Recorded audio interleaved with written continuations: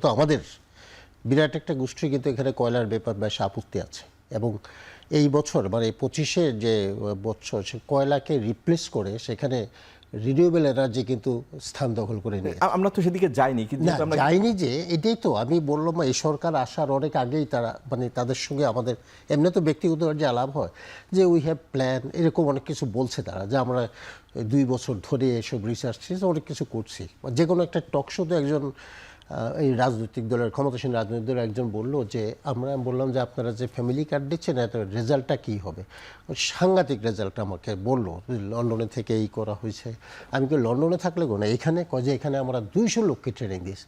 আমি খুব আসলে ইমপ্রেসড হয়েছিলাম যে বোধহয় একটা কিছু করবে। তাহলে তাদের যে আজকে সংকটটা হলো বিদ্যুতের সংকটটা তারা জানতো না। আর এখানে যিনি মন্ত্রী তিনি তো আগেও মন্ত্রী ছিলেন, আমরা তো একত্রিত ছিলাম।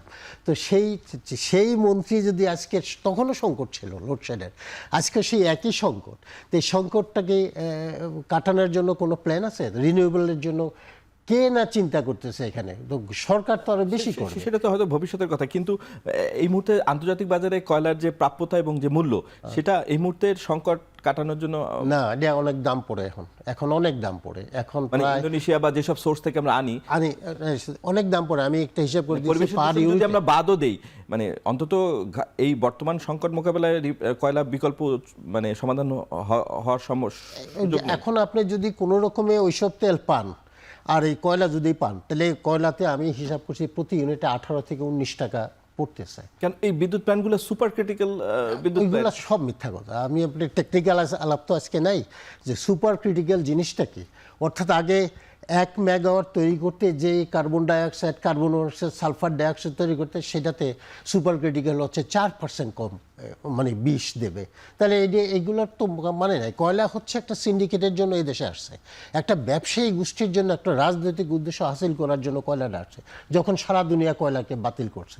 ইভেন আপনি দেখেন রামপালের মতো ওই যে সুন্দরবনের মতো জায়গায় যে রামপাল পাওয়ার স্টেশন কেন করতেছে।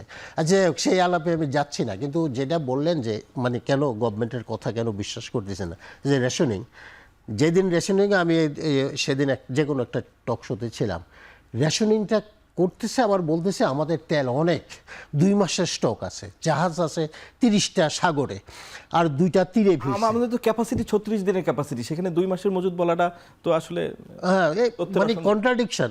তাহলে আমি যদি থাকে রেশনিং কেন করলাম? যেই রেশনিং করছে সব মানুষ দৌড় দিচ্ছে ইয়াতে। প্যানিক বাইং এর কথা যেটা বলা হয়, হ্যাঁ বলা হয় তখন তো প্যানিক বাইং হবেই।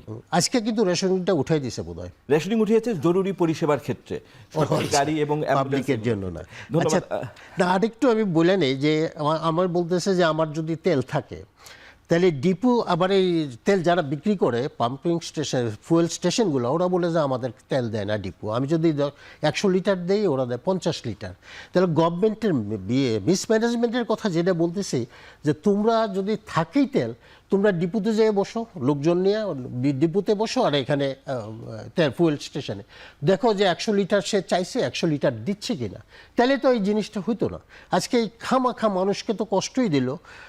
আমি জানি না যে গভর্নমেন্টে কি। আর একজন মন্ত্রী তো বলেই দিল যে আমি কালকে 10টা স্টেশন ঘুরে দেখেছি, কোথাও কোনো মানুষ নাই, কোথাও কোনো ইয়া নেই। তো এইসব মিথ্যা কথা বলার তো কোনো মানে নাই, মানুষ তো সব জানে এখন। সেটাই।